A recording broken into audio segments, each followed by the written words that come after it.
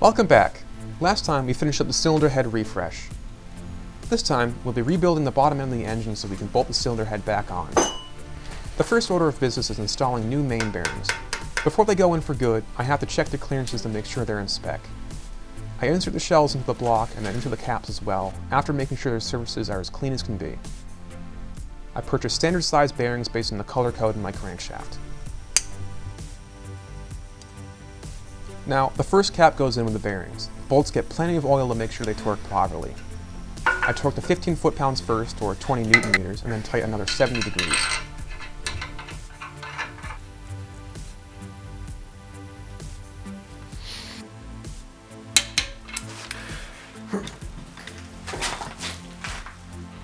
It's about 70.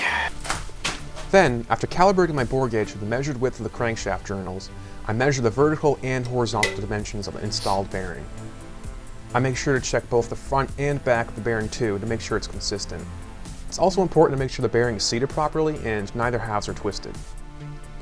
I repeat the process for the rest of the bearings, writing down my measurements as I go. They all measured about 2.5 thousandths of an inch, which is acceptable.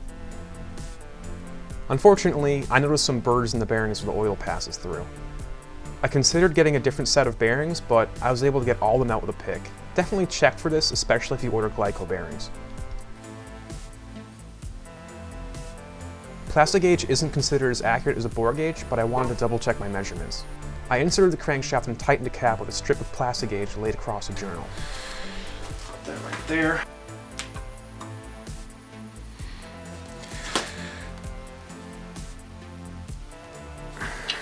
I loosened it up and measured the strip. It measured about 2 thousandths, which is consistent with my gauge readings, so I'm confident these bearings are good to go.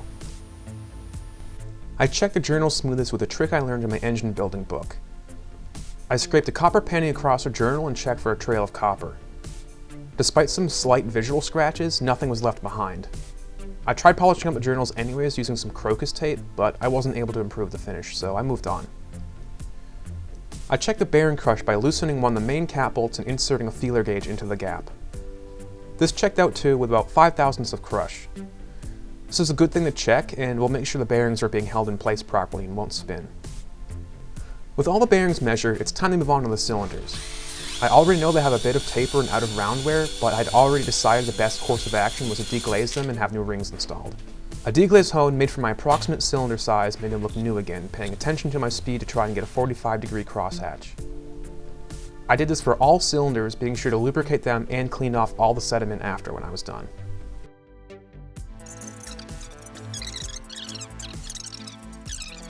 I filled my big tub with some Hut Simple green water, submerged my whole block, and scrubbed away to get all the oil varnish off. I gave it a dry right away, however, the cylinders had instantly rusted already. Another quick pass with the hone cleaned them up. I was sure to apply some transmission fluid to the cylinder to prevent them from rusting again. Now it was time for the bearings to go in for good. I inserted all the bottom halves, making sure everything was clean and aligned properly.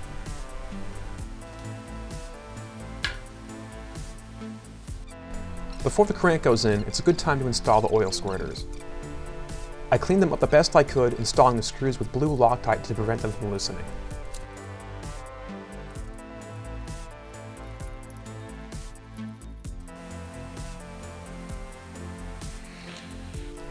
Finally, the bearings get a helpful serving of engine assembly lube. I drop the crank in and make sure it spins freely, being careful not to let any of the bearings spin.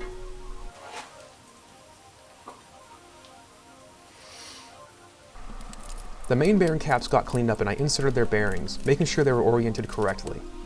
The crank journals get lubed, then the caps go on. Most of the caps are labeled, so it's easy to know where they go. The thrust bearing cap isn't, but it can't be put in the wrong spot anyways.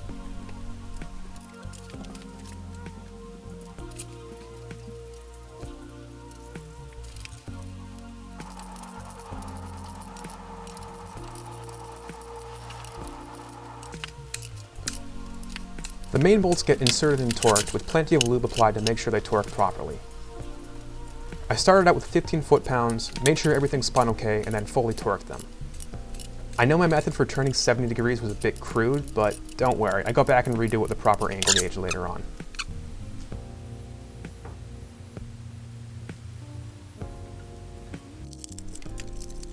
Moving on to the pistons, I unbox all the new rings that are ready to go on and lay them out on the table.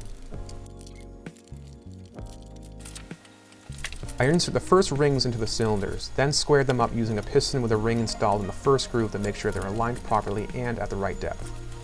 None of the rings had to be ground since the cylinders were worn larger than originally.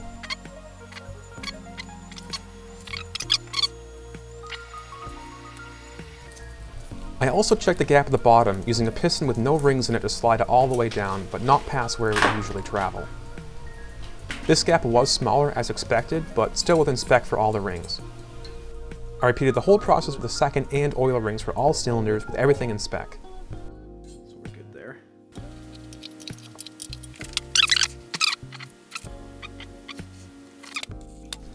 I know cleaning the tops of the pistons doesn't do much good, but I couldn't help it. They cleaned up easily anyways. The more important and difficult part were the ring grooves. It's important to get these clean, so I used a toothpick to pick out all the carbon that was left over. Next, I installed the pistons with the new wrist pin clips. These are hard to get in, and I had one fling itself across the garage. Thankfully, I'd bought extra. I don't think it was worth it disassembling the rods in the first place, but I had already done so they had to go back together. The rods need to be inserted the right way. Thankfully, I had paid attention to the lettering to know which way they went. I cleaned everything up and installed the standard size rod bearings into the rod and rod cap before measuring the rod bearings. With the rod bolts tightened, I used my bore gauge to check the diameter. For some reason, I was reading 3.5 thousandths for all the bearings, which is a bit large. I had calibrated the bore gauge to the measured diameter of the crank journals, so any miscalibration should have been factored out. I decided to plastic gauge them later on the double check, and I moved on to the rings in the meantime. The ring gaps aren't as hard to check. I carefully inserted the rings, making sure they were the right side up. I inserted a feeler gauge into the grooves, making sure all the rings were inserted fully where I measured them. Thankfully, these all checked out as well, so the piston assemblies were ready to be inserted.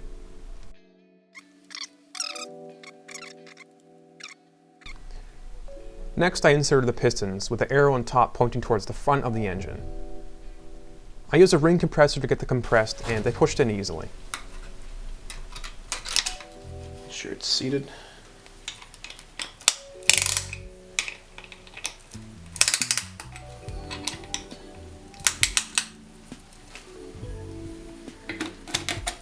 And in it goes, easy. I plastic gauged the rod bearings, and they measured about 2 thousandths, which is reasonable. I'm not sure why my gauge was reading off, but I'm not that concerned about it anymore.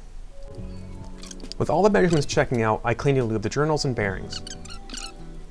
Then I installed the caps, making sure they spun freely for all cylinders. I spun the engine over, and everything looked good, for the most part. I did notice the pistons rocking a bit when at top dead center, which is probably because of the cylinder wear. There wasn't noticeable piston slap before the rebuild, so I hope it remains that way, especially when the engine warms up and the clearances are reduced. So in the meantime, I had pulled apart my friend's motor, which is the exact same as mine, and 2 of his oil squirters were broken in half and had clattered around the bottom end, causing some damage. I wasn't able to find strengthened squirters, so I bought OEM ones instead to replace the old ones. They were quite expensive, but now I don't have to worry as much about oil starvation with the pistons. I had to pull the crank out to do the oil squirters, so I had to reinstall it. I figured this was the last time it was going to go back together, so I used my new rod bolts. I tightened everything up to spec, first with 15 foot-pounds and then another 70 degrees using a proper angle gauge to make sure I got it right.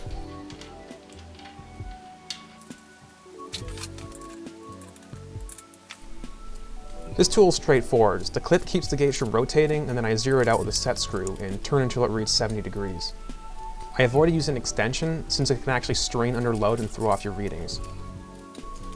I finished up the rod bolts, then did the same for the main bolts. These don't need replacing, I just made sure they were cleaned and oiled properly.